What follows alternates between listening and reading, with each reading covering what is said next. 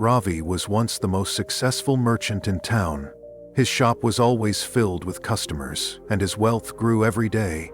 But for Ravi, success was never enough. He wanted more gold, more land, more power. One evening, an old man walked into his shop, holding a small wooden box. "Inside this," he whispered, "is something that can make you richer than you ever imagined." Ravi's eyes gleamed with excitement. "How much?" The old man shook his head. "It is not for sale, but if you promise to share your wealth with the poor, I will give it to you." Ravi nodded quickly, barely listening. As soon as he had the box, he opened it. Inside was a single gold coin, shining brighter than any he had ever seen. Confused, he turned it over and gasped.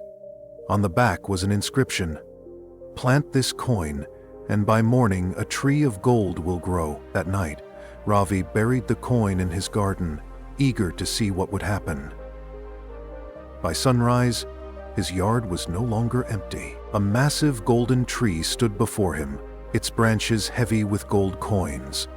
Ravi's hands trembled as he plucked the coins, his heart racing with greed. Day after day, the tree continued to grow, and Ravi became the richest man in the kingdom. But he never shared his wealth as he had promised. One morning, he woke up to find that the tree had vanished. Frantically, he ran to his garden, but all that remained was a single hole in the ground. His gold, his fortune, everything was gone. Then, he noticed something strange. His hands were turning gray. His arms, his face, his entire body was hardening.